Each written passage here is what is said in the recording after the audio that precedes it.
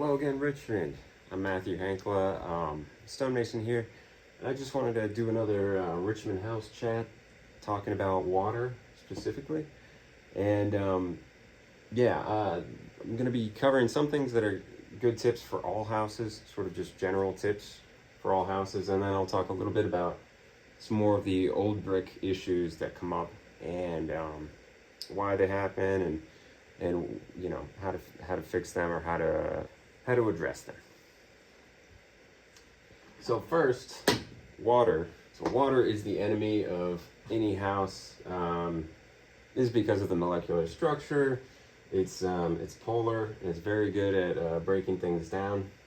Water is the universal solvent, so it is really good at breaking things down. So you want to keep it away. So what happens is you're going to have rain.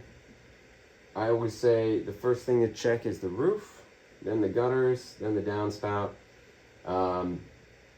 Because if the roof is leaking, that can, get into the house and mess up some of the wood. It'll eventually rot the wood, the rafters, the joists. I forgot to mention this before, but it could be that roof leaks slide down and then stain the wall, so it could look like the wall is leaking when it's actually the roof. The gutters can get really easily clogged, and then you can have water sitting up against the house, and then if the roof does have any little holes, it can get in there. Also, if the roof puddles, you can have eventually little holes form and it can seep through. So it's what I tell clients is first always check the roof, and then the gutters and the downspouts. I've seen some interesting things with downspouts where if they get clogged, they'll fill up with water, and then where there's a seam or a hole in the downspout, it'll start blasting right against the house. And where a house may not usually allow water in, if there's water blasting out of the downspout from the whole roof, it can get through the wall more so than if the downspout isn't clogged. So those three things are the first things you should make sure are up to snuff on your house. You don't want to have water coming in, because water is the enemy. One thing you can do is put one of these little bulbs on to prevent leaves and other material from going down the downspout. But you do have to have that cleared out, because I've seen a lot of stuff get stuck in there.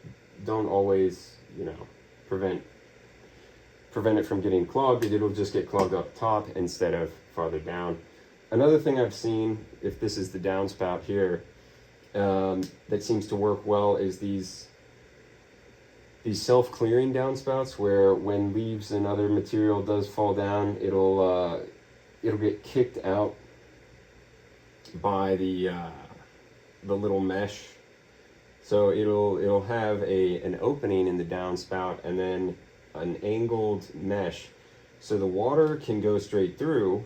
The water can fall through the holes and go down and out, but the leaves and debris can get kicked out. So it's sort of it's supposed to be like a self-cleaning system. So that's good.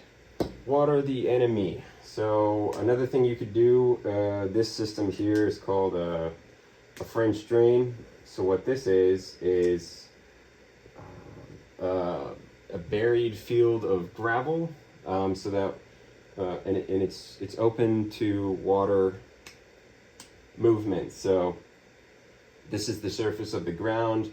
Water can fall through, and then a field of gravel, and then there's a perforated. These lines are supposed to indicate perforation. So there's a perforated drain pipe, and the water can then enter and flow through the drain pipe to somewhere downhill or open air. And this also helps. A French drain can also help because it just adds some air space. Packed coarse gravel is a great field of air, just allowing water to evaporate, or allowing water a place to go with lots of air gaps so that it can evaporate sooner, as compared to clay, which can hold on to the water for a lot longer.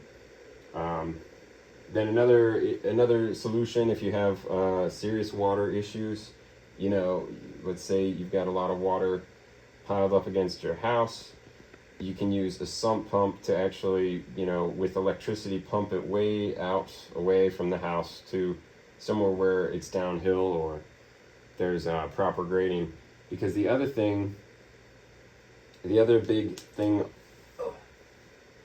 on this list is grading.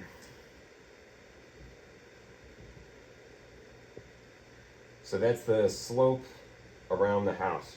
You always want the slope around the house to be shedding water as much as possible, just so water doesn't set up against the house and soak in along the foundation or whatnot.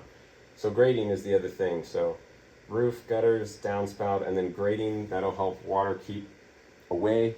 And then if you can't get proper grading, that's when you'd switch to maybe trying to use a French drain where you could pipe it out. You know, let's say water is kind of sitting against the house, you could install a French drain that does eventually get it downhill so that the water can eventually get out away from the house. Or if you don't have grading, you know, you're in a valley or something, that's when you could use a sump pump to try and, you know, pump the water away from the house, because it is, you know, bad for houses. The last thing I'll talk about really quick is old bricks. All these the water issues apply to the old brick houses as well. So some things with the old bricks, just real quick, are that if it is lime mortar, then lime mortar actually gains strength the more compressive the forces are. So farther down the wall, there's more weight above it from the bricks, and so there will be more force pushing down, and so it actually stays put together. The lime mortar holds together better with more compressive strength. So the top 3 feet of the old houses, this area here, a lot of times needs repointing the soonest because it doesn't have as much weight pushing down, so the lime is a little softer. And that's the exact same thing with above and below the windows, because as the weight goes down, the weight has to go around the windows because the windows are opening. There's no structure supporting above and below the windows.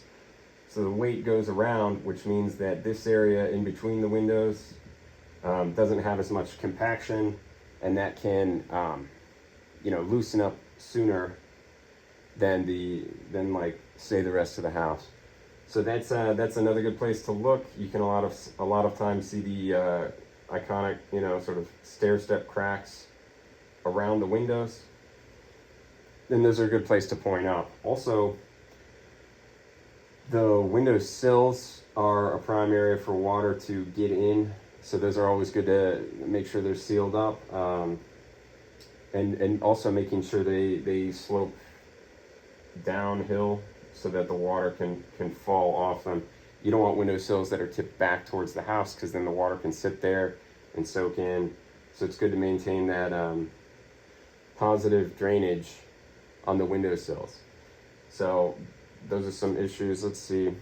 So that's just another really quick little Richmond House chat. I'll probably do some more when I think of other things that I know a little bit about. So I hope this is helpful, and yeah, thanks a lot for watching.